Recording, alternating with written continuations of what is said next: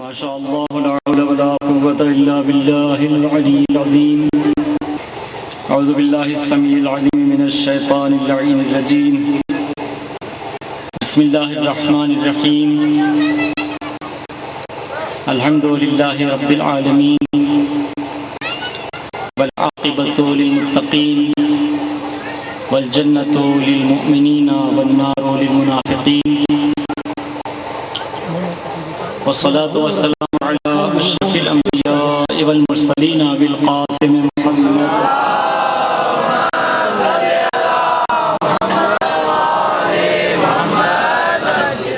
وأهل بيته الطيبين الطاهرين المعصومين واللعنة الدائمة على أعدائهم أجمعين من يوم عداوتهم إلى يوم الدين. أما بعد فقد قال الله الحكيم في كتابه المبين وهو أصدق الصادقين وقوله الحق. بسم الله الرحمن الرحيم. وذكر فإن الذكرى تنفع المؤمنين. عزاداران امام مظلوم، بہت ہی معمولی سا طالب علم آپ کی خدمت میں حاضر ہے.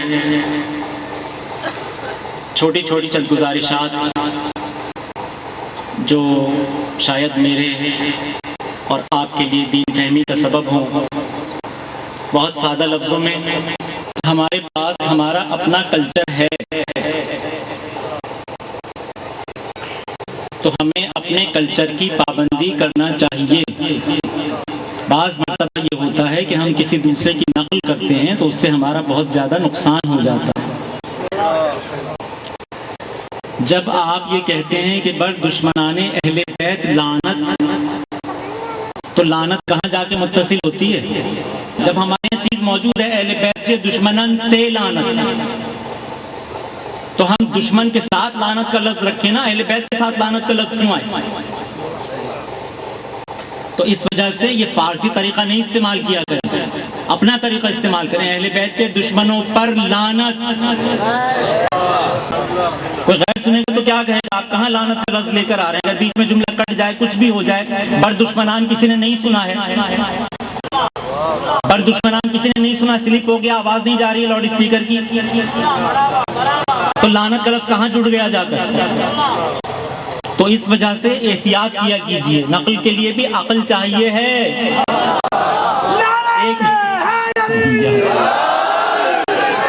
تو قرآن مجید کی جو آیت میں نے آپ حضرات کے سامنے تلاوت کی ہے، اس کا ترجمہ یہ ہے کہ وَذَكِّرْ فَإِنَّ الذِّكْرَى تَنفَعُ الْمُؤْمِنِينَ. محبوب کو اللہ تعالیٰ اپنے حکم دے رہا ہے کہ میرے محبوب انہیں سب کو یاد دہانی کراتے رہیے، بار بار مضامین کو دہراتے رہیے. فَإِنَّ الذِّكْرَى تَنفَعُ الْمُؤْمِنِينَ. یہ یاد دہانی انہی کے فائدے کا باعث ہے. آپ یاد دہانی کراتے رہیے، ان کو بار بار مضامین یاد دلاتے رہیے. یہ یاد دہانی تنفع المومنین، انہی مومنین کو فائدہ پہنچائے گی. اس یاد دہانی میں نہ آپ کا کچھ فائدہ ہوگا، سرکار سے فرما رہا ہے پروردگار، اور نہ میرا کچھ فائدہ ہوگا، بلکہ یہ انہی کے فائدے کے لیے ہوگی. پیغمبر کے ذمہ بہت سارے کام اللہ نے لگائے. ایک پیغمبر کا فریضہ ہے تبلیغ، پہنچانا. بلغ ما انزل الیک من ربک، جو تمہارے رب کی طرف سے دیا گیا ہے وہ پہنچا دو. ایک فریضہ ہے پہنچانا، ایک فریضہ ہے خبر دینا. نبی عبادی، میرے بندوں کو خبر دے دو کہ میں غفور الرحیم ہوں. ایک فریضہ ہے سرکار دو جہاں کا، اور اسی سے آپ کو بشیر و نذیر کہا جاتا ہے، کیونکہ اگر جنت کی خبر دیں گے تو بشیر کہلائیں گے، اور اگر جہنم کی خبر دیں گے تو نذیر کہلائیں گے، ڈرائیں گے. ایک فریضہ ہے آپ کا تلاوت کرنا، یتلو علیہم آیاتہ، آیات کی تلاوت کرتے ہیں. ایک فریضہ ہے کتاب و حکمت کی تعلیم دینا. یہ مختلف فرائض ہیں جو اللہ تعالیٰ نے اپنے محبوب کے سپرد کیے ہیں اس کے منصب کے ساتھ۔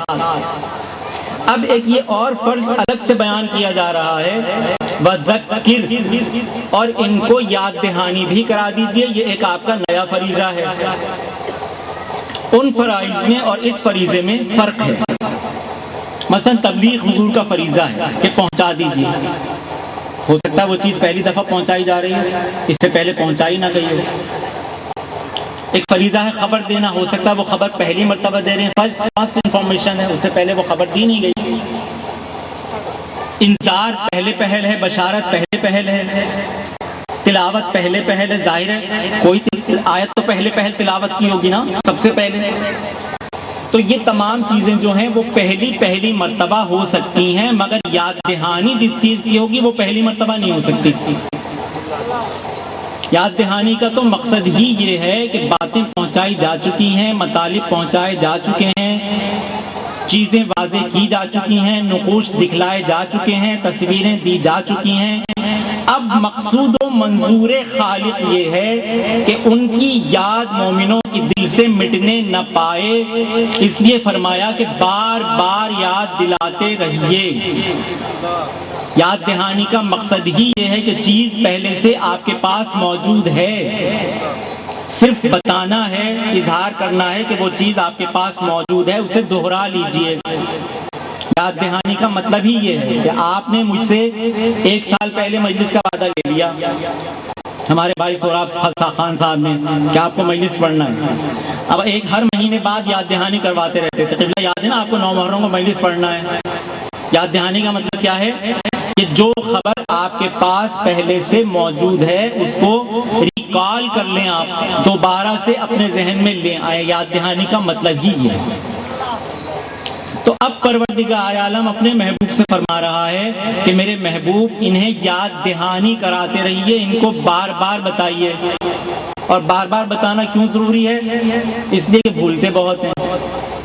تو چونکہ انسان مرکب ہے خطا و نسیان سے، وہ بھولتا بہت ہے، تو پروردگار عالم نے کہا کہ بار بار یاد دلاؤ، کب تک بھولیں گے؟ ایک دفعہ بھول گئے پھر یاد دلا دو، پھر بھول گئے پھر یاد دلا دو، یاد دہانی کراتے ہو۔ لیکن مسئلہ یہ ہے کہ جب قرآن مجید کا مطالعہ کریں اور اس آیت کو حل کرنا چاہیں کہ آخر پروردگار عالم کن چیزوں کے متعلق یہ فرما رہا ہے کہ یاد دہانی کراتے رہو، مراد کیا ہے، کن چیزوں کی یاد دہانی؟ اب جو قرآن کی تلاوت کی تو الحمد سے لے کے والناس تک پورے قرآن میں کہیں ملتا ہے نہیں کہ کس چیز کی یاد دہانی، یہ بالکل نہیں معلوم ہوتا کہ کون سی چیز ہے جس کو یاد کرو، نماز کو یاد کرو، روزے کو یاد کرو، حج کو یاد کرو، زکوٰۃ کو یاد کرو، اچھوں کو یاد کرو، بروں کو یاد کرو۔ بروں کو بھی یاد کرنا پڑتا ہے، ہاں، جب تک پہلے شیطان پہ لعنت نہیں بھجوا لیتا، اعوذ باللہ نہیں پڑھوا لیتا تو بسم اللہ ہی نہیں ہوتی شروع ہوئی۔ یاد دہانی کس چیز کی، کون سی چیزوں کی یاد دہانی؟ قرآن میں کوئی فہرست نہیں، تو کیسے سمجھے بھائی کون سی چیز کی یاد دہانی مطلوب ہے؟ اللہ تعالیٰ کو اپنے محبوب سے کہہ رہے ہیں یاد دہانی کراتے رہو، اور یہ یاد دہانی ہے بھی ان کے فائدے کا باعث ہے، اور جو چیز فائدے کا باعث ہے اس کا کہیں ذکر بھی نہیں ہے پورے قرآن میں۔ کسی مولوی سے کہیں ایک ایک حرف پڑھ کر آپ کو بتا دے گا کہ کہیں ذکر ہے ہی نہیں، تو پتہ کیسے چلے گا؟ تو قرآن مجید میں جتنی چیزیں آئی ہیں وہ سب اجمال ہیں، وہ سب مختصر طور پر آئی ہیں، چھوٹی چھوٹی چیزیں، اس کی تفصیل قرآن میں نہیں ہے، تفصیل کہیں اور ہے۔ تو جو قرآن کی ہر چھوٹی بات کو حل کرنے کا سسٹم ہے اس سسٹم کو فالو کرنا پڑے گا۔ قرآن مجید میں اجمال ہے، مختصر ترین چیزیں، تفصیل نہیں ہے۔ مثلا نماز کا حکم ہے، اقیموا الصلاۃ، نماز پڑھو۔ اب قرآن اٹھا کے دیکھ لیجئے کیسے پڑھیں بھائی؟ پورے قرآن میں کہیں ترکیب نماز نہیں۔ قرآن سے پتہ نہیں چل سکتا کہ صبح کی نماز 2 رکعت ہے کہ 10 رکعت ہے۔ قرآن میں نہیں ہے کہ نماز میں الحمد پڑھنا ہے کہ قل هو اللہ پڑھنا ہے۔ قرآن میں نہیں ہے کہ رکوع میں سبحان ربی العظیم پڑھنا ہے کہ سبحان ربی الاعلیٰ پڑھنا ہے۔ قرآن میں نہیں ہے کہ رکوع سے اٹھ کر ربنا لک الحمد پڑھنا یا سمع اللہ پڑھنا ہے، قرآن میں نہیں ہے۔ جی پوری ذمہ داری کے ساتھ بات کر رہا ہوں کہ قرآن مجید میں نماز کی ترکیب کہیں بھی نہیں ہے، کہ قرآن مجید میں نماز کی ترکیب کہیں بھی نہیں ہے، صرف حکم ہے اقیم الصلاۃ، نماز قائم کرو، نماز پڑھو۔ تو اب جو کہتے ہیں کہ ہر بات کو قرآن سے حل ہونا چاہیے، ہر بات قرآن سے حل ہونا چاہیے، یعنی سرکار کی ولادت کی تاریخ بھی قرآن سے حل ہونا چاہیے۔ ارے بھائی جو تاریخی مسائل ہیں کہ حضور کی 5 بیٹیاں ہیں کہ 10 بیٹیاں ہیں کہ 1 بیٹی ہے کہ 2، یہ تو تاریخی مسئلہ ہے۔ کوئی تاریخی بات بھی ہو تو کہتے قرآن سے حل ہونا چاہیے۔ تو قرآن کوئی سنوں کی کتاب ہے؟ قرآن مجید نے حکم دے دیا نماز پڑھو، اور نماز کی تفصیل قرآن میں ہے نہیں۔ کمال ہے مولانا صاحب، اتنی بڑی بات کہہ رہے ہیں ممبر سے بیٹھ کے، دوسرے بھی سن رہے ہوں گے، لاؤڈ اسپیکر کی آواز کہاں کہاں جا رہی ہوگی، مووی بھی بن رہی ہے، وہ بھی جائے گی پتہ نہیں کہاں کہاں، اور یہ کہہ رہے ہیں نماز کیا تفصیل ہی نہیں ہے قرآن مجید میں، نماز کا ذکر ہی نہیں ہے۔ اتنی بڑی بات کہہ رہے ہیں بیٹھ کے ممبر پہ۔ جی پوری ذمہ داری سے کہہ رہا ہوں، چیلنج کے ساتھ کہہ رہا ہوں کہ قرآن مجید میں کہیں نماز کی ترکیب اور تفصیل موجود نہیں ہے۔ کہتے ہیں صاحب قرآن مجید میں تو نماز کا ذکر موجود ہے اور تفصیل کے ساتھ موجود ہے۔ میں نے کہا بھائی کہاں ہے؟ کمال قبلہ آپ کو اتنا بھی نہیں پتا؟ میں نے کہا چلیں آپ کو پتا آپ بتا دیں۔ کہنے نماز میں قرآن میں ذکر موجود ہے، نماز کا پوری تفصیل موجود ہے۔ میں نے کہا ہے؟ کہنے جی بالکل ہے۔ میں نے کہا اچھا ایسا کریں قلم دے دیں، کاغذ مجھے دے دیں، آپ بولتے جائیں میں لکھتا جاتا ہوں۔ اب انہوں نے بولنا شروع کیا کہ قرآن کہتا ہے وَرَبَّكَ فَكَبِّرْ، اور اپنے پروردگار کی تکبیر کہو۔ قبلہ نماز میں تکبیر کا ذکر ہے کہ نہیں ہے؟ میں نے کہا بابا ہے تو صحیح، لکھ لیا میں نے۔ نمبر 1 قرآن میں تکبیر کا ذکر ہے۔ مولوی صاحب نے پھر آیت پڑھ دی، وَارْكَعُوا مَعَ الرَّاكِعِينَ، رکوع کرنے والوں کے ساتھ رکوع کرو۔ چھو سائیں قرآن میں رکوع جو ذکر نہ ہے؟ بابا ہے تو صحیح ہے، تو قرآن میں بابا ذکر تو ہے رکوع کا۔ میں نے دوسرے نمبر پہ دیا۔ نمبر 2 قرآن مجید میں رکوع کا ذکر موجود ہے۔ پھر مولوی صاحب نے آیت پڑھی وَاسْجُدْ لِرَبِّكَ، اور اپنے پروردگار کے لیے سجدہ کرو۔ سائیں تہاں کے ایڈی اتنی بھی خبر نہ ہے تو قرآن مجید میں سجدے تو ذکر موجود ہے، سجدہ ہے قرآن مجید میں۔ میں نے کہا ہاں بھائی سجدے کا ذکر بھی میں نے لکھ لیا، قرآن مجید میں سجدے کا ذکر بھی۔ سبح بحمد ربک، اپنے پروردگار کی تسبیح پڑھو۔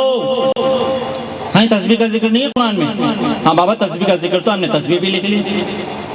وَلِلَّهِ يَسْجُدُ مَن فِي السَّمَاوَاتِ وَالْأَرْضِ اقْرَأْ بِاسْمِ رَبِّكَ الَّذِي خَلَقَ، اپنے پروردگار کے نام کے ساتھ قرأت کرو۔ قرأت کا ذکر ہے کہ نہیں؟ ان اللہ و ملائکتہ یصلون علی النبی، سلام کا ذکر ہے کہ نہیں؟ پوری آیت نہیں پڑھی میں نے، مفہوم تک آپ لوگ پہنچ گئے کہ سلام کا ذکر اس میں آیا ہے۔ تو سلام کا ذکر ہے کہ نہیں ہے قرآن مجید میں؟ تو سارا تو ذکر تفصیل کے ساتھ موجود ہے۔ رکوع کا ذکر بھی ہے، سجدے کا ذکر بھی ہے، قرأت کا ذکر بھی ہے، تشہد کا ذکر بھی ہے، تحیات کا ذکر بھی ہے، سلام کا ذکر بھی ہے، تکبیر سے نماز شروع ہوتی ہے، سلام پہ جا کے نماز ختم ہوتی ہے، ساری نماز تو موجود ہے۔ آپ کہہ رہے ہیں نماز کا ذکر ہی نہیں قرآن مجید میں۔ بیچارے مولانا فخر الحسین صاحب پھنس گئے کہ ساری نماز کا ذکر تو قرآن مجید میں موجود ہے، ممبر پہ بیٹھ کے کہہ رہے ہیں کہ نماز کا ذکر قرآن مجید میں نہیں ہے۔ میں صرف اتنا سا سوال ان سے بیچارے مولوی صاحب سے کر رہا ہوں کہ اتنی سی بات مجھے بتا دیجئے کہ یہ جو قرآن میں لکھا ہے وَارْكَعُوا مَعَ الرَّاكِعِينَ، رکوع کرنے والوں کے ساتھ رکوع کرو، کہ آپ کو کیسے پتا چلا کہ یہ رکوع نماز کا حصہ ہے؟ آپ کو کس نے بتایا کہ یہ رکوع نماز کا ٹکڑا ہے، جز ہے؟ قرآن میں تو سجدے کا ذکر موجود ہے، آپ کو کس نے بتایا کہ سجدہ نماز کا حصہ ہے؟ قرآن میں تو تکبیر کا ذکر موجود ہے، آپ کو کس نے بتایا کہ تکبیر نماز کا حصہ ہے؟ ہر تکبیر نماز کا حصہ ہے، ہر سجدہ نماز کا حصہ ہے، ہر تسبیح نماز کا حصہ ہے، ہر سلام نماز کا حصہ ہے۔ آپ کو کس نے بتایا کہ یہ نماز کے حصے ہیں؟ قرآن میں تو حج کا ذکر بھی ہے، حج کا نماز کا حصہ ہے۔ قرآن مجید میں تو روزے کا ذکر بھی ہے، روزہ کیا نماز کا حصہ ہے؟ قرآن مجید میں تو سچ کا ذکر بھی ہے، سچ کیا نماز کا حصہ ہے؟ ارے قرآن مجید میں تو رطب و یابس پوری کائنات کا ذکر ہے، رطب و یابس نماز کا حصہ ہے کیا؟ آپ کو کس نے بتایا کہ یہ نماز کا حصہ ہے، یہ رکوع نماز کا حصہ ہے، یہ سجدہ نماز کا حصہ ہے، یہ تکبیر نماز کا حصہ ہے؟ اور اگر چلیں کسی طریقے سے آپ نے خواب دیکھ لیا، الہام آ گیا، وحی آ گئی، کچھ ہو گیا، آپ کو اچانک پتا چل گیا کہ یہ سب چیزیں نماز کا جز ہیں، تو یہ کیسے پتا چلا کہ نماز تکبیر سے شروع ہو کے جا کر سلام پہ ختم ہوگی؟ ٹھیک ہے قرآن مجید میں سجدے کا ذکر موجود ہے، رکوع کا ذکر موجود ہے، قرات کا ذکر موجود ہے، میں تو وہاں سے شروع کر رہا ہوں۔ پہلے میں نے سجدہ کر لیا، اس کے بعد بیٹھ کر تشہد پڑھ لیا، تحیات پڑھ لی، اس کے بعد رکوع کر لیا، پھر کھڑے ہو کے قرات کر لی، اس کے بعد سلام پڑھ کے گھر چلا گیا۔ یہ زیادہ بہتر طریقہ ہوگا نا میں نیچے سے شروع کر کے کھڑا ہو جاؤں اور اس کے بعد گھر چلا جاؤں؟ یہ زیادہ بہتر طریقہ ہونا چاہیے نا۔ یہ آپ کو بتایا کس نے ہے کہ یہ ترکیب ہے، پہلے یوں کھڑے ہو، پھر ایسے جھکو، پھر یوں جاؤ، پھر یوں اٹھ جاؤ، پھر یوں بیٹھ جاؤ، پھر ایسے کھڑے ہو جاؤ؟ یہ کس نے بتا دیا؟ یہ ہے کہیں قرآن مجید میں؟ اس کا مطلب کیا ہوا کہ قرآن مجید کو دیکھ کر نماز نہیں پڑھی جا سکتی، قرآن کو دیکھ کر نماز نہیں ہو سکتی۔ نماز تو کہیں اور سے پتہ چلی ہے کہ نماز کیسے پڑھی جائے گی۔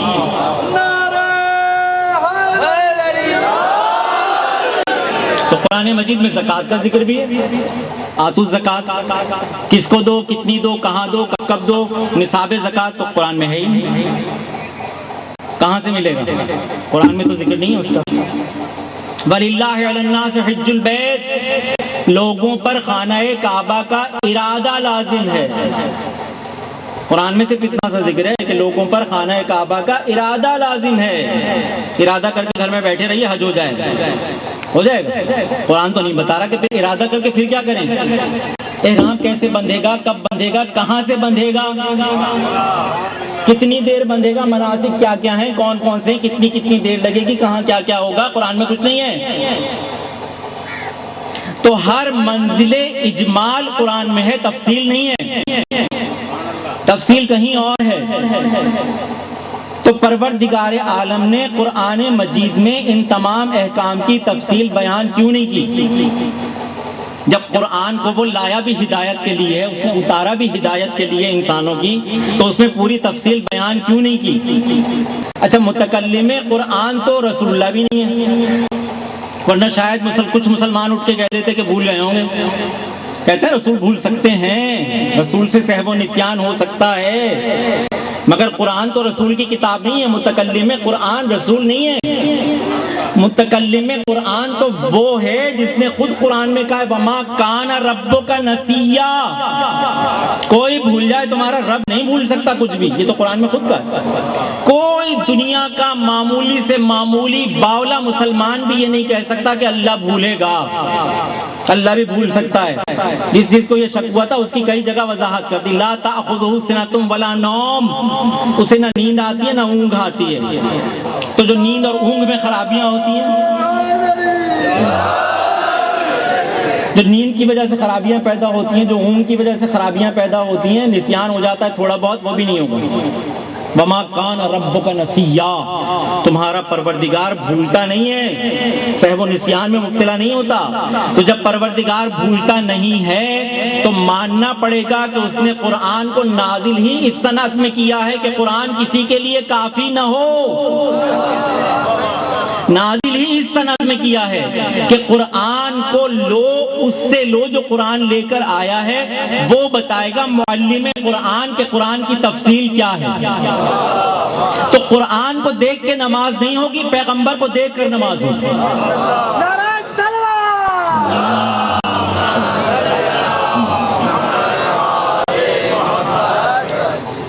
تو اللہ نے چاہا یہ کہ لوگ میرے محبوب سے بے نیاز نہ ہو جائیں، دنیا میرے محبوب سے بے نیاز نہ ہو جائے کہ ہمارے لیے کتاب کافی، ہمیں رسول کی ضرورت نہیں ہے، ہر بات پہ قدم قدم پہ رسول سے پوچھنا پڑے گا۔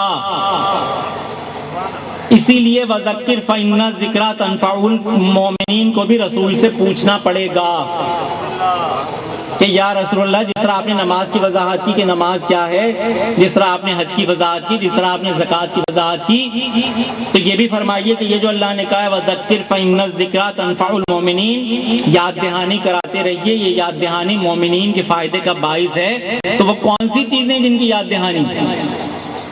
اب سرکار فرماتے ہیں کہ جن چیزوں کی یاد دہانی کرائی گئی ہے ان میں سب سے پہلی چیز ہے توحید، کہ جن چیزوں کی یاد دہانی کرائی گئی ہے ان میں سب سے پہلی چیز ہے توحید۔ اللہ تعالیٰ چاہتا یہ ہے کہ سب توحید کو یاد رکھیں بار بار، کیونکہ شرک کبھی جلی طور پر آتا ہے، کبھی خفی طور پر آتا ہے، کبھی چونٹی کی رفتار سے آتا ہے، پتہ ہی نہیں چلتا کہ شرک کہاں کہاں کس کس کو خراب کر دیتا ہے۔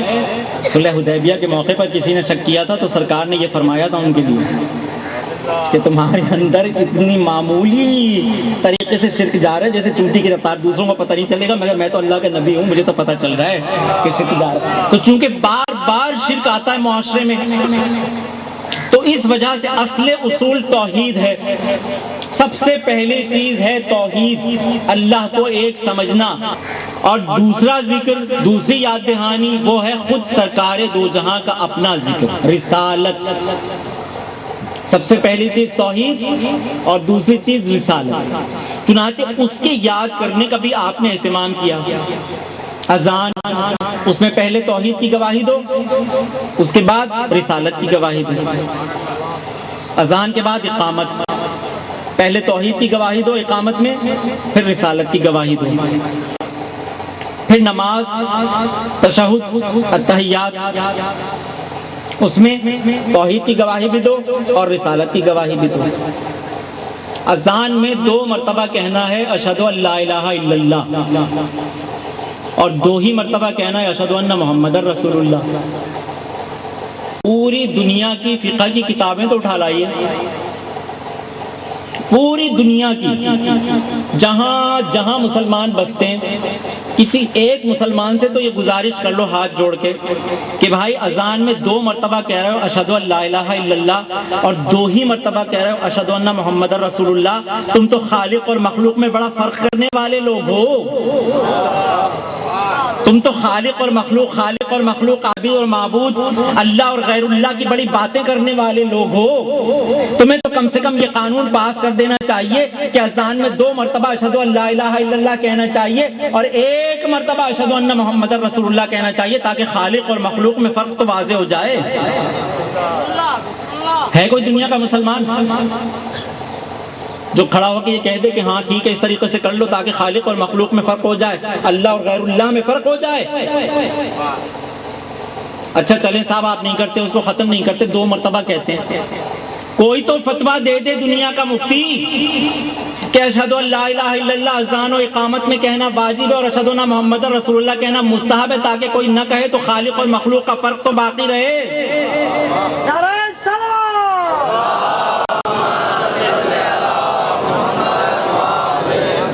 کوئی تو دنیا کا مفتی تلاش کر کے مجھے دکھا دو بھائی کہ جو اتنا سا فتویٰ صرف دے دے۔ آج کل تو ڈالروں کے حساب سے ویسے بھی فتوے بدلتے ہیں بھائی، مل جائیں گے ڈالر، اتنا سا فتویٰ تو دے دو، ہمت تو کر لو کم سے کم، اتنا سا فتویٰ دے دو کہ جب مؤذن اذان دینے کے لیے کھڑا ہو تو اشہد ان لا الہ الا اللہ بلند آواز سے کہے، اونچی آواز سے، اشہد ان محمد رسول اللہ ذرا کم آواز سے کہے، خالق و مخلوق میں کچھ تو فرق ہو جائے، اللہ اور غیر اللہ میں کچھ تو فرق ہو جائے۔ کوئی دے دے نا فتویٰ، ہمت کسی میں تو دے، جو بہت غیر اللہ کی باتیں کرتے ہیں وہ دے نا فتویٰ۔ اچھا چلیے اذان اقامت تو ایک طرف نماز سے باہر ہے، نماز کا جز دیں گے۔ نماز میں جو موجود ہے اللہ کا ذکر بھی، رسول کا ذکر بھی ہے۔ دنیا کے کسی مسلمان میں طاقت، کسی مفتی میں، مولوی میں طاقت کہ وہ نماز سے یہ ذکر نکال دے؟ نماز میں غیر اللہ کا ذکر، اور دنیا کے کسی مسلمان کی نماز باطل نہیں ہو رہی ہے۔ ارے یہ کیسے مسلمان ہیں بھائی؟ یہ تو کہتے ہیں غیر اللہ کا ذکر نماز میں ہونا نہیں چاہیے، نماز میں غیر اللہ کا ذکر ہو رہا ہے اور نماز باطل نہیں ہو رہی۔ تو اتنے بہت سارے پڑھے لکھے لوگ بیٹھے ہیں، آپ مجھے بتائیے کہ جب آپ کے سامنے نام لیا جائے گا شاہ لطیف بھٹائی، ابھی اس ایک نام سے کیا کیا تصور آئے گا؟ صرف شاہ صاحب کا حلیہ آئے گا، شاہ صاحب کا روزہ نہیں آئے گا، شاہ جو رسالوں کا تصور نہیں آئے گا، شاہ صاحب کے مریدوں کا تصور نہیں آئے گا، شاہ صاحب کے نوکروں کا تصور نہیں آئے گا، بٹشاہ شہر کا تصور نہیں آئے گا۔ ارے یہ تو آپ کے کینوس پر ہے، جو جتنا سوچے گا پتہ نہیں کہاں سے کہاں پہنچتا چلا جائے گا۔ تو جب آپ کسی ایک شخصیت کا نام لیں گے تو اس کے ماحول سے تعلق رکھنے والی ساری چیزیں ذہن میں آئیں گی۔ تو اب جب آپ سرکار دو جہاں کا ذکر خود نماز میں کر رہے ہیں تو صرف رسول کا ذکر نہیں، ان کے ساتھ چمٹے ہوئے تو رسول کی اونٹنی کا ذکر بھی آ رہا ہے۔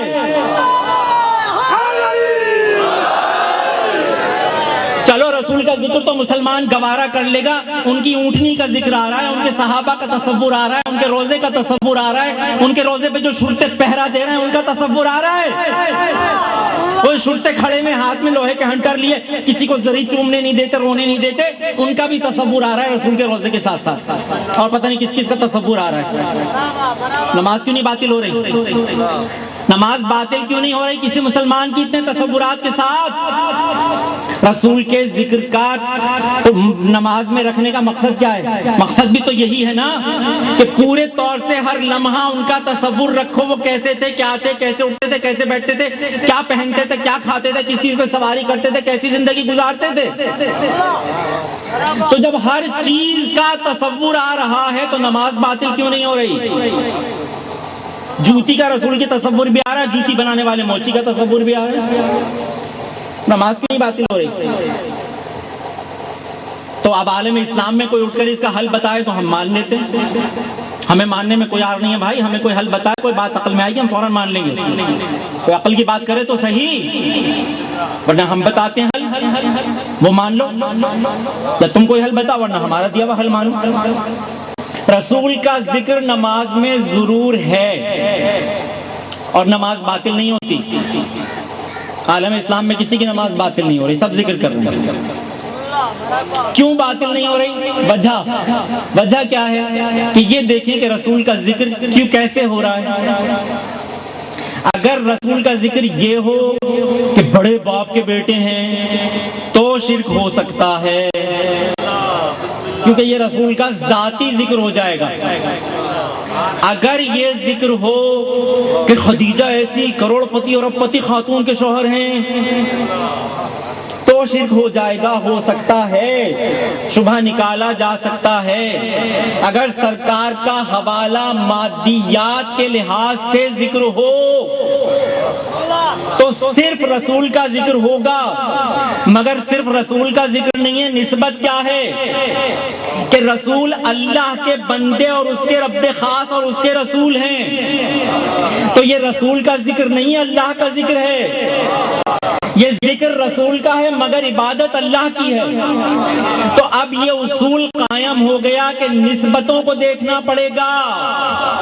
اب جو رسول کے جالی کو بوسہ دینے کے لیے مسلمان پاکستان ہندوستان کا مر رہا ہے، تڑپ رہا ہے، رو رہا ہے، کلیجہ اس کا پٹ رہا ہے کہ مجھے رسول کی جالی کو چومنے دو، بوسہ لینے دو، اس سے پوچھ تو لو کہ اس جالی کو چومنا کیوں چاہ رہا ہے؟ کیا اس لیے کہ وہ خدیجہ کے شوہر ہیں؟ کیا اس لیے کہ وہ عرب کے تاجدار ہیں؟ کیا اس لیے کہ وہ عبداللہ کے بیٹے ہیں؟ کیا اس لیے کہ مدینے میں ان کی بادشاہت قائم تھی؟ کوئی وجہ نہیں ہے، فقط اس کے کہ اللہ کے نمائندے اس کے رسول اور اس کے عبد خاص ہیں۔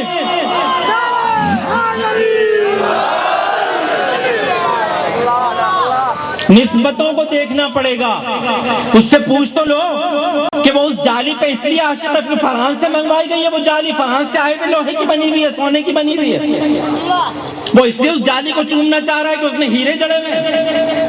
اس کی نسبت تو دیکھو نا کہ وہ اس جالی کو چومنا کیوں چاہ رہا ہے۔ اگر پتھر کو چومنا شرک ہے تو پھر تو حجر اسود کا چومنا بھی شرک ہو جائے گا۔ اگر پتھر کے گرد سجدہ کرنا شرک ہو گیا تو پھر تو خانہ کعبہ کے گرد بھی ہو جائے گا۔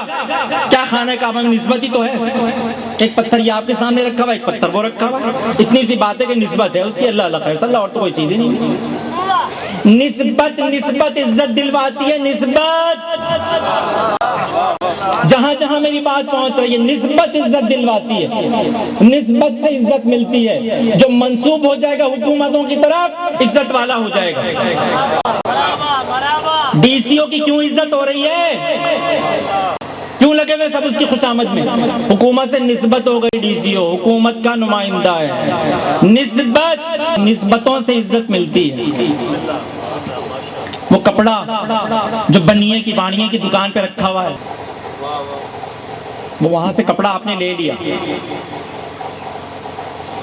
آپ نے اپنا جوڑا سلوایا، اس میں سے 1 میٹر کا کپڑا بچ گیا، ایک ٹکڑے کی آپ نے بنا دی چڈی اور دوسرے ٹکڑے کا بنا دیا قرآن مجید کا غلاف۔ وہی کپڑا ہے، وہ بنیے کے ہاں سے خریدا ہے، پانی کے پیروں میں پڑا ہوا تھا وہ دکان میں اس کی، وہی آپ نے خرید لیا۔ اب 2 مختلف نسبتوں سے آپ کے گھر میں موجود ہے، ایک ٹکڑے کا بچے کا چڈی بنی ہوئی ہے اور ایک ٹکڑا جو ہے وہ قرآن مجید پہ آپ نے چڑھا دیا، ایک ٹکڑے کا بچے کا چڈی بنی ہوئی ہے اور ایک ٹکڑا جو ہے وہ قرآن مجید پہ آپ نے چڑھا دیا۔ اب جو قرآن مجید پہ ٹکڑا چڑھ گیا کپڑے کا، وہ قابل عزت ہو گیا کہ نہیں ہوا؟ بھائی نسبت بدل گئی نا، نسبت سے عزت ملتی ہے۔ ہمیں کہتے ہیں کہ تانگے میں چلانے والے گھوڑے کو زلجنا بنا کے پتہ نہیں کیسے عزت دے دیتے۔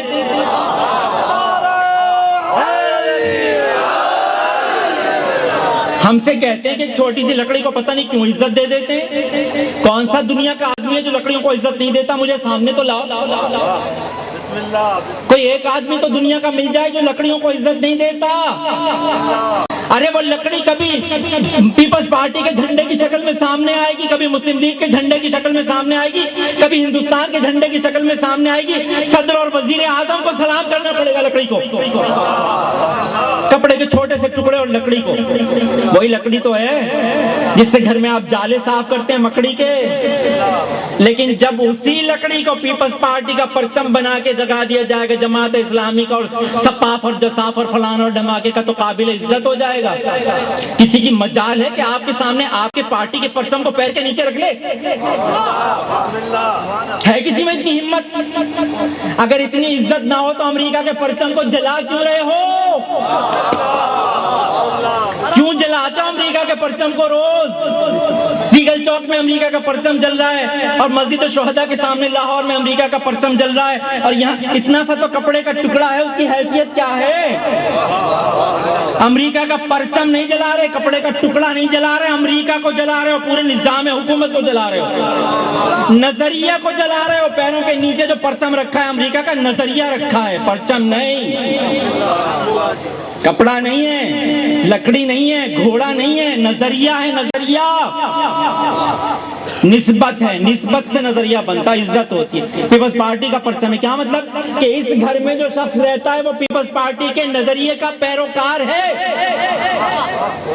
وہ پیپلز پارٹی کا ووٹر ہے، وہ سوشلزم کو، مساوات کے نعرے کو، جمہوریت ہماری طاقت اور وغیرہ وغیرہ کو قبول کرتا ہے۔ اس گھر پہ جو پرچم لگا ہوا ہے جماعت اسلامی کا، اس کا مطلب ہے کہ وہ پرچم بتا رہا ہے کہ اس گھر کے لوگ جماعت اسلامی کے نظریے کے پابند ہیں۔ نسبت سے نظریہ آتا ہے، نسبت سے عزت آتی ہے، تو نسبت دیکھو کہ کیا ہے۔ اب جو روزہ رسول کا بوسہ دے رہا ہے جالی کو، وہ رسول کے روزے کی جالی کو بوسہ نہیں دے رہا ہے، وہ اللہ کے محبوب کی جالی کو بوسہ دے رہا ہے۔ تو بوسہ تو ذریعہ رسول کا ہوگا مگر عبادت اللہ کی ہے۔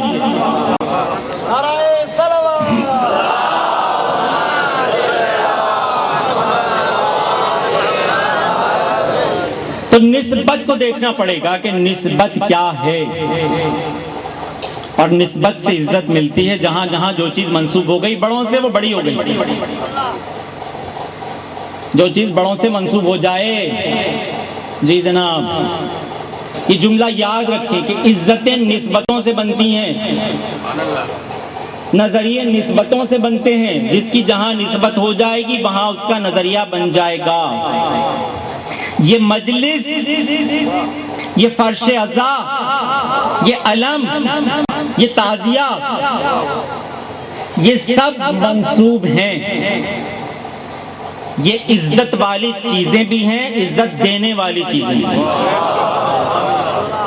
جو ان چیزوں سے متعلق ہو جائے گا وہ عزت پا جائے گا.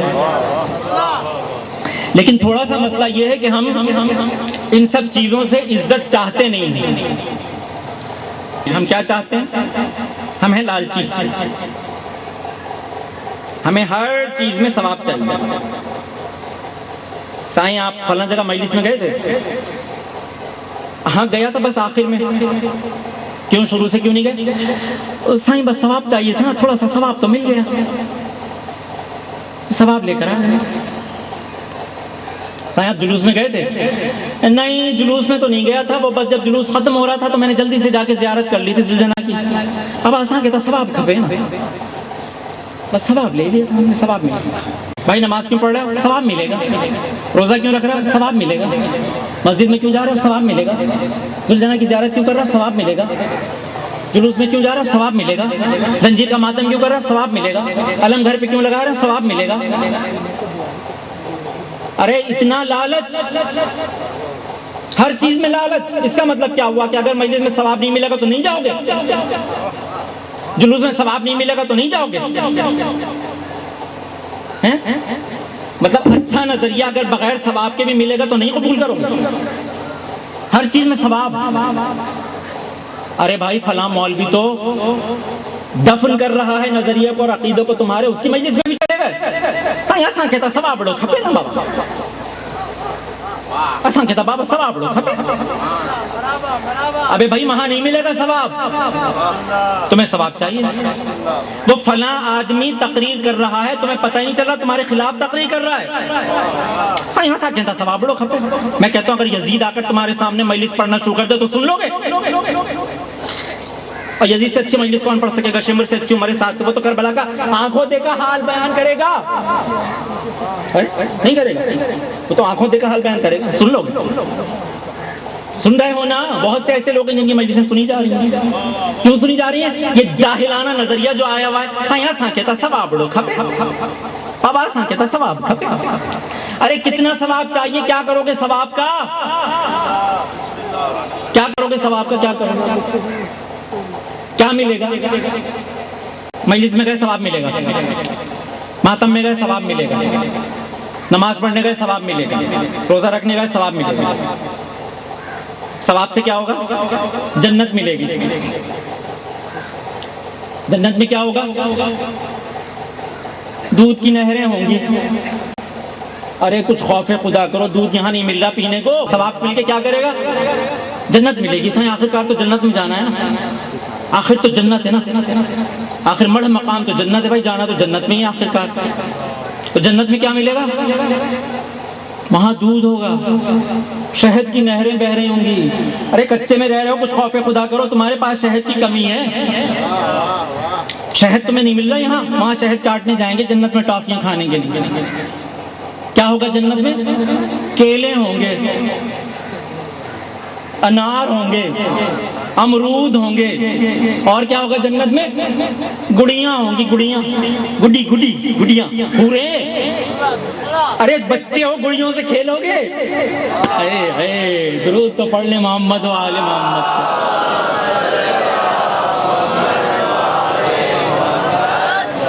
ہر چیز لالچ،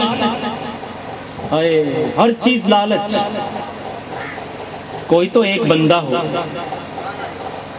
کوئی تو شیر کا بچہ ہو، کوئی تو ایسا مرد نکلے نظریے کا پابند کہ جو اٹھ کر یہ کہے کہ مجلس میں مجھے کچھ ملے نہ ملے میں جاؤں گا زینب کے عمل کی پیروی کرنا ہے. جلوس میں کچھ ملے نہ ملے میں جاؤں گا، مجھے زین العابدین کی پیروی کرنا ہے. کچھ ملے نہ ملے میں ماتم کروں گا، مجھے حسین کے پیغام کو پوری دنیا میں عام کرنا ہے. ہر چیز سے لالچ. فرش پہ آ کے بیٹھ رہے ہیں، مجلس میں ملے گا کچھ نہ کچھ، نہیں ملے گا تو نہیں جائیں گے. ثواب کے لیے آ رہا، کوئی بھی کچھ پڑھ لے، کوئی گالیاں دے رہا، اہل بیت کی توہین کر رہا، بابا آسان کہتا ثواب کھپے. ایسے ثواب کو اللہ قبول نہیں کرتا. اللہ اس ثواب کو قبول کرتا ہے جو عقل کے ساتھ حاصل کیا جائے. پاگل نہیں جائیں گے جنت میں، پاگلوں کے لیے الگ جگہ بنائی گئی، نہ جنت نہ جہنم. عقل مندوں کے لیے جنت ہے. عقل کے ساتھ ہر کام کرو، عقل کے ساتھ آؤ فرش عزا پر.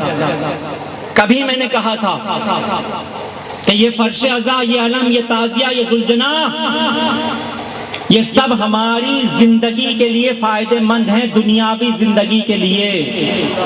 یہ صرف یہاں ثواب کی گٹھڑیاں باندھنے نہیں آتے کہ ثواب باندھ کے گٹھڑ بنا بنا کے ثواب کے لے جائیں گے آخرت میں. رستے میں کہیں گٹھڑی کھل گئی تو سارا ثواب چلا جائے گا. ثواب کی گٹھڑیاں باندھ باندھ کے لے جائیں گے، ثواب ملے گا، ثواب ملے گا، ثواب ملے گا. کتنا ثواب لے گا؟ اس کا مطلب کیا ہوا کہ ہم مسلمان نہیں ہیں، ہم یہودی ہیں، ہم عیسائی ہیں. ہمارا مذہب دنیا میں فائدہ نہیں پہنچاتا ہمیں. نماز کیوں پڑھتے ہیں؟ آخرت میں جنت ملے گی. اس کا مطلب دنیا میں کوئی فائدہ نہیں.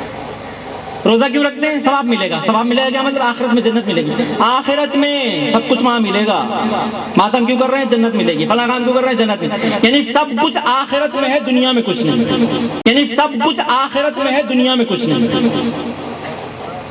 یہ مذہب ہے اتنا ناقص مذہب کہ جو صرف ایک طرف دیکھ رہا ہے کائنات کی، دوسری طرف دیکھ ہی نہیں رہا ہے. یہ کیسا مذہب ہے؟ یہ مجلس صرف آخرت کے فائدے کے لیے دنیا میں کچھ نہیں دے رہی ہے. اس کا مطلب کیا ہے کہ اگر یہ مجلس دنیا میں کچھ نہیں دے رہی ہے تو یہ تباہ کر رہی ہے انسانیت کو. اگر یہ علم دنیا میں کچھ نہیں دے رہا ہے، آپ کا وقت ضائع کر رہا ہے، تو یہی تو کہتا ہے دشمن کہ مذہب تمہارے لیے افیم ہے. تم اپنی گفتگو سے ثابت کر رہے ہو اس بات کو کہ مذہب افیم ہے، ہمیں سلا دیتا ہے، نشہ دے دیتا ہے، جنت ملے گی. نشہ، یہ مذہب افیم ہے. مذہب افیم نہیں ہے. مذہب اس دنیا میں فائدے کے لیے. الدنیا مزرع الاخرہ، یہ دنیا ہے آخرت کی کھیتی. جو یہاں بوگے وہ کاٹو گے وہاں جا. تو یہ دنیا میں فائدے کے لیے، یہ صرف آخرت کے لیے نہیں ہے کہ عقیدہ سجا لو، سینوں کی زینت بنا لیا بس کہ جناب مجلس ہمیں آخرت میں فائدہ دے گی، اور نماز ہمیں آخرت میں فائدہ دے گی، اور علم ہمیں آخرت میں فائدہ دیں گے. آخرت میں نہیں، ابھی اسی وقت فائدہ دیں گے یہیں.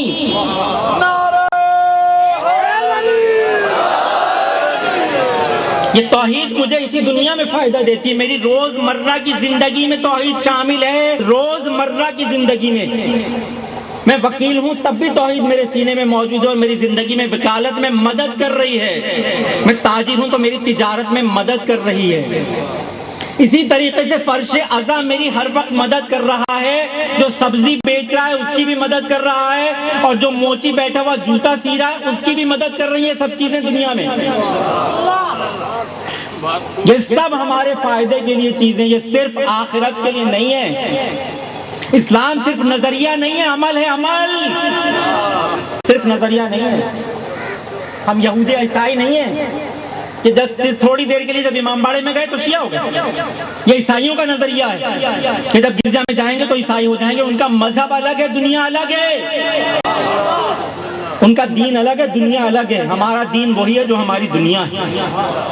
ہم اپنی دنیا سے دین بناتے ہیں. یہ دنیا میں میرا مددگار ہے علم. یہ علم کا چبوترا دنیا میں مجھے فائدہ پہنچاتا ہے. یہ فرش مجھے دنیا میں فائدہ پہنچاتا ہے. ابھی اسی وقت یہ لاؤڈ اسپیکر مجھے بہت فائدہ پہنچا رہا ہے. یہ ممبر مجھے بہت فائدہ پہنچاتا ہے. میں سمجھنے کی کوشش تو کروں ثواب کے چکر سے نکل کے. میں ذرا اپنے ذہن کو وسعت تو دوں، کینوس تو آنکھوں کا پھیلاؤں، ذرا آ کے اپنی دوربین تو لگاؤں، بڑی تو کروں کہ کہاں کہاں دنیا میں کیا کیا چیزیں پھیلی ہوئی ہیں. جب میں نے اپنی نظر کو محدود کر لیا تو مجھے سامنے کی چیز نظر آئے گی، دور کی چیز کہاں سے نظر آئے گی؟ ہر چیز اس میں سے فائدہ پہنچاتی ہے. جب فرش عزا بچتا ہے تو آپ کو کیا کیا سکھاتا ہے، دنیا میں کیا دے رہا ہے یہ فرش عزا. فی الحال تو اتنا سا نظریہ ہے نا کہ ثواب مل رہا ہے بس بیٹھنے کے بعد. یہ فرش سب سے پہلے آپ کو نبلت اور عاجزی سکھاتا ہے. بڑے بڑے متکبر اور بڑے بڑے مغرور لوگ جب مجلس میں آئیں گے، فرش عزا پہ بیٹھیں گے تو غریب کے ساتھ بیٹھیں گے، کسی کے لیے کوئی الگ جگہ نہیں. جو جتنی دیر میں آئے گا اسے اتنی پیچھے جگہ ملے گی. جسے آگے بیٹھنے کا شوق ہو وہ جلدی آئے. یہ فرش ازا نبڑت سکھاتا ہے، عاجزی سکھاتا ہے جو انسانیت کی بنیاد ہے. یہ دماغ سے اکڑ کو ختم کرتا ہے. یہ وسعت سکھاتا ہے، دل کو بڑا کرنا سکھاتا ہے. ہم زمینوں کے پجاری، مکانوں پہ جان دینے والے، چھوٹی چھوٹی جگہ پہ ایک ایک انچ کے لیے قتل کرنے والے، یہ فرش ازا ہمیں وسعت سکھاتا ہے کہ چھوٹی سی جگہ میں ہزاروں آدمی مل کے بیٹھ جائیں گے. کوئی دوسرے کی جگہ لینے کی کوشش نہیں کرے گا، اپنی جگہ دوسرے کو دینے کی کوشش کریں گے. بھائی یہاں بیٹھ جاؤ، بھائی یہاں بھی بیٹھ جاؤ. گھٹنے سمیٹ لیں گے، اپنی جگہ بھی دوسرے کو دینے کی کوشش کریں گے. یہ فرق سکھائے گا.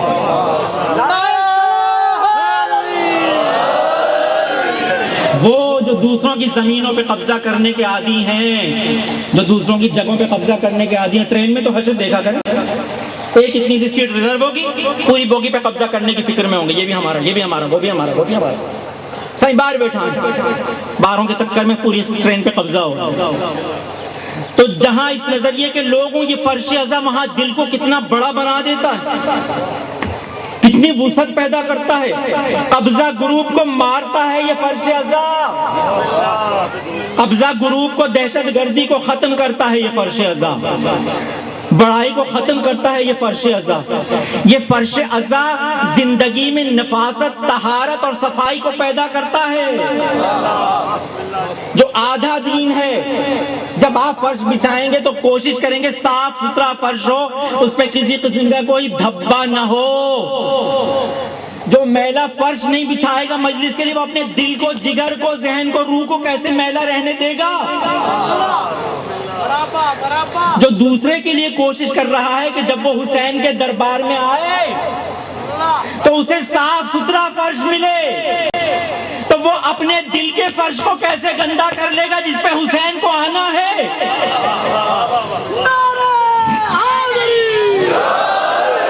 اپنی روح کے فرش کو کیسے خراب کر لے گا جس پر حسین کو آنا ہے، خود نزول اجلال فرمانا ہے. اللہ اکبر. یہ فرش اتنی تربیت کرتا ہے، یہ ہر وقت میرے ساتھ رہتا ہے اگر میں اس سے تربیت لینا چاہوں. یہ تقسیم، نعمتوں کو تقسیم کرنا سکھاتا ہے کہ نعمتوں کو پھیلاؤ. یہ فرش ازا سکھاتا ہے کہ نعمتوں پہ قبضہ کر کے نہیں بیٹھو. 2 ایکڑ زمین مل گئی ہے، اس میں جو کچھ پیدا ہو رہا ہے اسے پھیلاؤ. اتنا سا تبرک، اتنی سی نیاز، اتنا سا حصہ سب کو دو. جو فرش ازا پر آئے گا وہ سکھائے گا تقسیم، وسعت سکھائے گا. تقسیم کرو چیزوں کو. اپنی زمین بھی دوسرے کو دے دو. سمٹ سمٹ کے بیٹھ رہے ہیں، تم بیٹھ جاؤ، تم بیٹھ جاؤ. جو میرے پاس تھوڑی سی زمین ہے اس میں بھی دوسرا آ جائے بے سہارا. اور ہمارا تو حال یہ ہے کہ اگر 2 ایکڑ میں بھی کوٹھی بنی ہوئی ہو تو وہ بھی کم لگتی ہے. ہم تو کہتے ہیں 4 ایکڑ میں ہو جائے، وہ بھی کم لگتی ہے. اللہ جانے کہاں جا کے پہنتے ہیں، کیا کریں گے اتنی بڑی بڑی کوٹیوں. وہی بھوک تو ہے جس کی وجہ سے خوش ہوتے ہیں یہ سن کر کے جنت میں اتنے بڑے بڑے مکان ملے. درود پڑھ لیجئے محمد.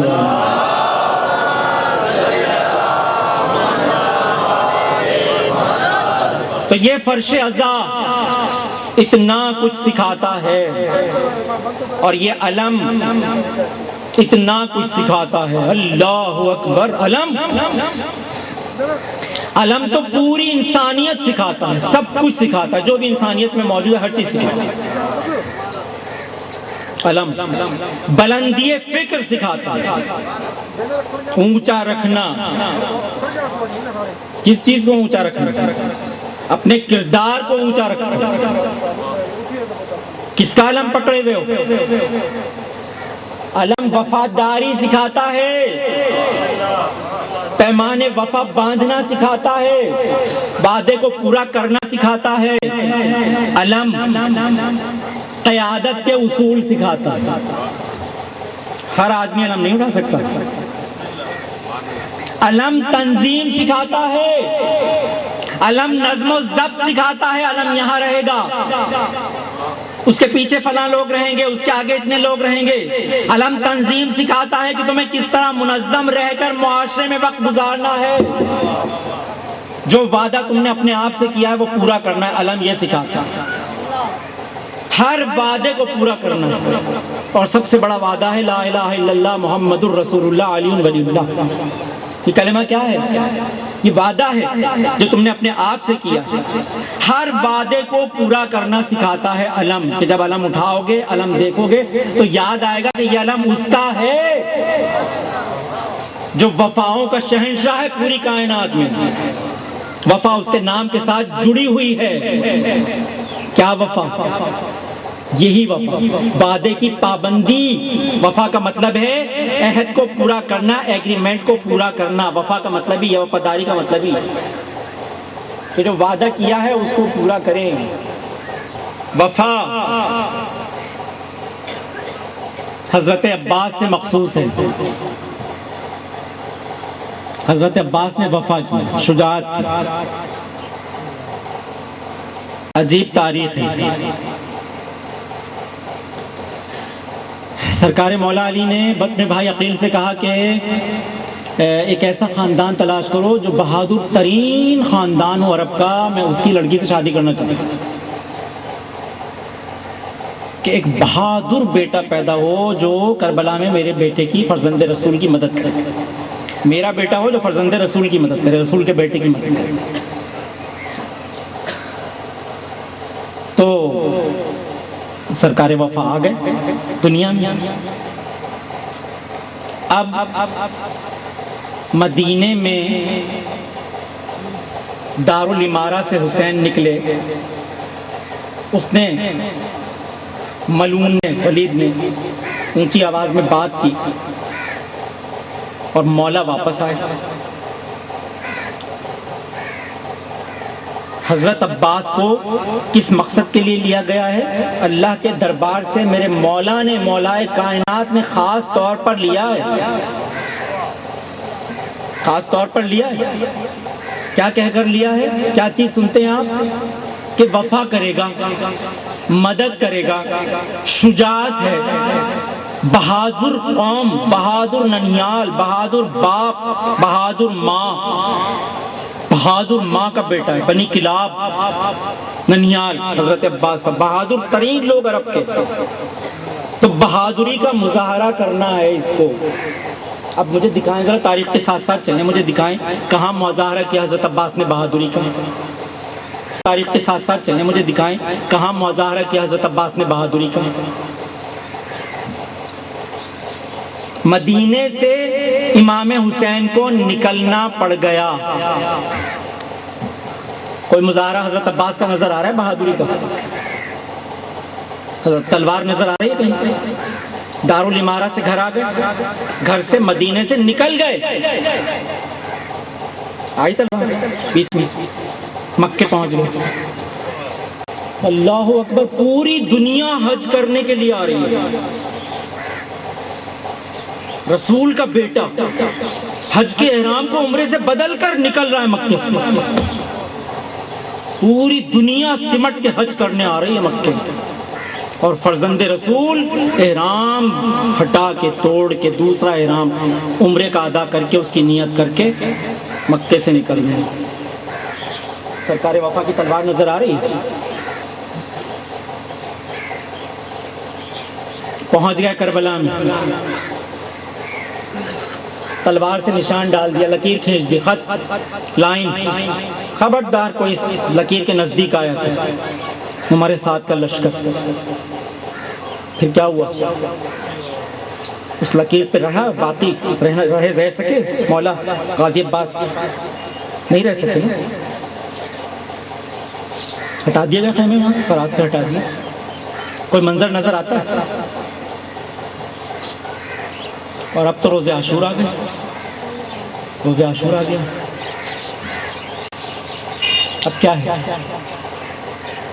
ایک ایسی شخصیت کہ جس کو باقاعدہ مانگ کر لیا ہے، وہ بھی کائنات کے سب سے بڑے فلسفی نے، جس پر فلسفہ قربان ہے، جس پر فکر قربان ہے، جس پر دانش، شعور، عقل، ادراک، فہم سب اس کے قدموں پر قربان ہونے کو چاہتا ہے۔ اس نے مانگ کر لیا ہے ایک فرزند، کہ فرزند رسول سے وفا کرے گا، بہادر ہوگا، شجاع ہوگا. اگر یہی سب کچھ ہونا تھا تو یہ تو سب کر رہے تھے. یہ تو علی اکبر بھی کر رہے تھے، یہ تو قاسم بھی کر رہے تھے، یہ تو مسلم ابن اوسجہ بھی کر رہے تھے، یہ تو حضرت عباس کے دوسرے بھائی بھی کر رہے تھے. چاروں بھائی تھے نا کربلا میں، سب تو تھے. جناب ام البنین کے سارے بیٹے تو تھے کربلا میں، ایک بھی نہیں تھا گھر پہ. جس وجہ سے وہ ام البنین تھی، بیٹوں کی ماں، وہ فخر ان کا سب کربلا میں شہید ہو گئے. تو سب تو تھے. پھر کہاں نظر آ رہی ہے وہ؟ آخر میں چل گئی تلوار. تلوار تھی حضرت عباس کے پاس؟ تلوار ہی نہیں تھی. جب آخر میں تشریف لے گئے ہیں کارزار شجاعت میں، میدان شہادت میں، تو مولا نے تلوار لے کر امام حسین نے اپنے پاس رکھ لی تھی کہ بھیا تلوار یہاں رکھ دو، تلوار میرے خیمے میں رکھ دو. صرف ایک نیزہ دیا تھا حضرت عباس کو، نیزہ. 8,000 10,000 15,000 تک کی روایت ہے. جو گھاٹ پہ پہرا دے رہی تھی فوج، وہ سر سے پیر تک لوہے میں غرق تھی، اسٹیل فولاد. ایک نیزہ، لکڑی کا ایک ٹکڑا جس پہ نوک تھوڑی سی لوہا لگا ہو کونے پہ، اس کی نوک پہ، بس. وہ شجاعت کہاں ہے جس کی اتنی بڑی تاریخ سنتے آ رہے ہیں 1200 برس سے، آپ 1400 برس سے؟ وہ وفا کہاں ہے جو سیکھی جا رہی ہے حضرت عباس سے؟ کوئی تو مجھے بتائے. یہ ہے وہ وفا. جو شخصیت حضرت عباس کی تھی، یہی دکھانا مقصود تھا کہ اتنی بڑی شخصیت کس طرح معصوم کے حکم پر کی پابند رہتی ہے. یہ ہے شجاعت. تلوار اٹھانا شجاعت نہیں ہے، حکم معصوم کی پیروی ہے وفا. ورنہ اگر عباس چاہتے تو پوری دنیا کے مطلق و عنان بادشاہ ہوتے. یزید تو کیا، یزید کی 70 پشتیں بھی نہیں روک سکتی تھی عباس کو بادشاہ بننے سے. پوری دنیا پہ عباس کا سکہ ہوتا اور علم ہوتا. یہی تو دکھانا تھا. مولا علی یہ دکھانا چاہتے تھے کہ جس طرح میں نے رسول کی غلامی کی برابر کی صلاحیت ہونے کے باوجود. کیا مذاق سمجھتے ہیں آپ؟ کسی ایک اسکول میں 2 19ویں گریڈ کے ہیڈ ماسٹر کیوں نہیں ہو سکتے؟ کسی ایک ضلع میں 2 ایکول اسٹیٹس کے D P O D C O کیوں نہیں ہو سکتے؟ اس لیے نہیں ہو سکتے کہ دونوں کے اختیارات آپس میں ٹکرائیں گے. یہ مولا علی کا کمال ہے انتہائی، کہ برابر کا کمال رکھنے کے باوجود غلام بنے رہے ساری زندگی. اور یہی دکھانا چاہتے تھے کہ عباس اس صلاحیت کا مالک ہے جس صلاحیت کے امام ہیں. اللہ اکبر. ارے حضرت عباس کو تو سمجھا ہی نہیں گیا، حضرت عباس کو سمجھا ہی نہیں گیا. 5 اماموں کے معتمد ہیں حضرت عباس. 5 امام ڈیپینڈ کرتے ہیں. امام جو کائنات کا مالک ہوتا ہے، امام. 5 امام ہیں جنہوں نے حضرت عباس پر بھروسہ کیا. 5 اماموں کے معتمد ہیں حضرت عباس. یہ ہے وفا، یہ ہے شجاعت، کہ جہاں معصوم کی نظر جائے معصوم کی نظر کا اتباع کرے. بس یہی وجہ ہے کہ سلمان کے لیے حضور نے فرمایا تھا منا الی البر، کیونکہ سلمان نظر دیکھتے تھے. پہلی کی پیشانی پہ بل نہیں پڑ رہا تو مجھے کیا ہے، میں کیوں پریشان؟ جو مولا چاہیں گے وہ ہوگا. یہ ہے وہ وفا. وفاؤں کا تعلق تلواروں سے نہیں ہوتا، شجاعت کا تعلق تلواروں سے، اسلحے سے نہیں ہوتا. وفا یہی ہے، شجاعت یہی ہے، پیروی معصوم. یہ علم وفا سکھاتا ہے، یہ پیروی معصوم سکھاتا ہے. جب علم اٹھاؤ تو سوچو کہ تم کسی معصوم کے پیروکار ہو جو پردہ غیبت میں ہے. تو پردہ غیبت تمہاری نظر سے تم نہیں دیکھ سکتے، وہ تو دیکھ رہا ہے. یہ تو سوچو کہ وہ تو دیکھ رہا ہے، تم نہیں دیکھ سکتے، تمہاری آنکھوں پہ پردہ پڑا ہوا ہے، ان پہ نہیں ہے پردہ۔ تو علم پیروی سکھاتا ہے، فرش ازا، تبرک، علم، ممبر، لاؤڈ اسپیکر، سب کچھ نہ کچھ سکھاتے ہیں، قیادت سکھاتے ہیں، معاشرت سکھاتے ہیں، سماج سکھاتے ہیں، ایمانداری سکھاتے ہیں، عدل سکھاتے ہیں۔ جو جس قابل ہے اس کو وہاں رکھو، جو مجلس پڑھنے کے قابل ہے اسے یہاں رکھو، جو سننے کے قابل ہے اسے یہاں رکھو۔ عدل سکھاتے ہیں، عدل سے معاشرہ چلتا ہے، عدل کے بغیر معاشرہ نہیں چلتا۔ اللہ اکبر۔ سرکار وفا حضرت عباس، مولا مجھے مرنے کی اجازت دے دیجیے، دشمنوں کی طرف سے تانے آ رہے ہیں، ہمارے ساتھ کے لشکر سے آوازیں کسے جا رہے ہیں کہ یہ کیوں نہیں نکل رہا ہے جنگ کے لیے، تو سب سے بہادر بھائی ہے حسین کا۔ مولا برداشت کی قوت نہیں، مجھے اجازت دے دیجیے۔ آقا کہتے ہیں عباس تم تو میرے لشکر کے علمدار ہو۔ اللہ اکبر۔ صبح سے مولا یہ جملہ سن رہے ہیں حضرت عباس کہ تم میرے لشکر کے علمدار ہو، تم میرے لشکر کے علمدار ہو۔ بس ایک منزل وہ آئی کہ جب غازی نے کہا کہ آقا مجھے مرنے کی اجازت دے دیجئے، اور مولا نے پلٹ کر کہا کہ عباس تم تو میرے لشکر کے علمدار ہو، تو ایک مرتبہ غازی کی چیخ نکل گئی، آقا وہ لشکر ہے کہاں جس کا میں علمدار ہوں؟ اللہ اکبر۔ غازی کو اجازت نہیں ملتی، کیسے مل سکتی؟ کیسے مل سکتی ہے؟ کہاں سے حسین وہ جگر لائیں کہ عباس کو میدان میں جانے کی اجازت دیں؟ آخر خیمے کا رخ کرتے ہیں۔ بھتیجی، بیٹا سکینہ، شہزادی، چچا پانی، کلیجہ پیاس سے پھٹا جا رہا ہے۔ کہ شہزادی میں پانی کے لیے جاؤں گا، بس اتنا کرم کیجئے کہ میرے بازو میں اپنے ہاتھ سے مشق پہنا دیجئے، میں آقا سے جا کر اجازت لے لوں۔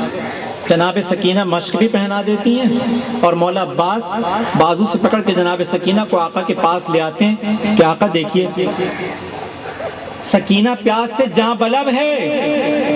جناب سکینہ کہتی ہیں بابا چچا کو پانی کے لیے اجازت دے دیجئے۔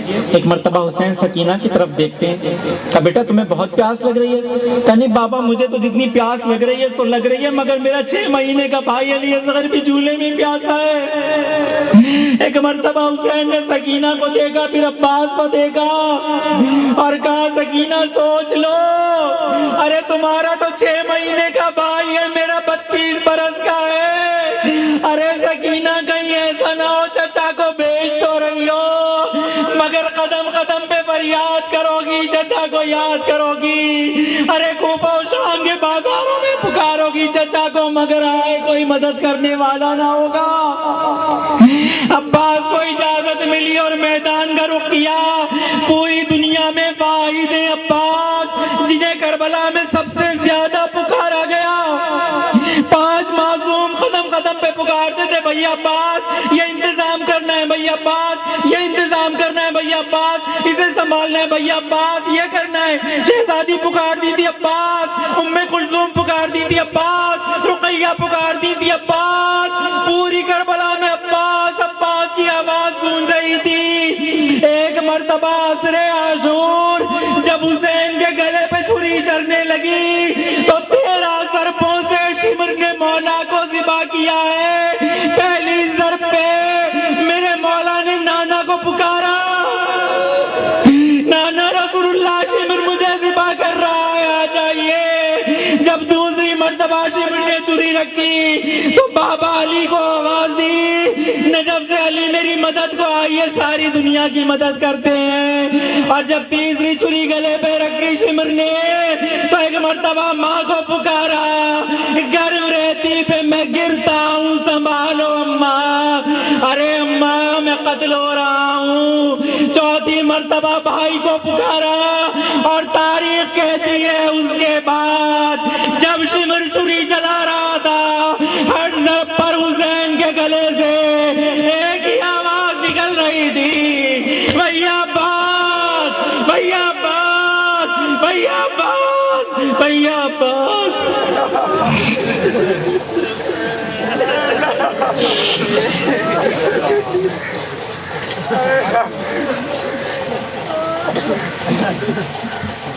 Okay.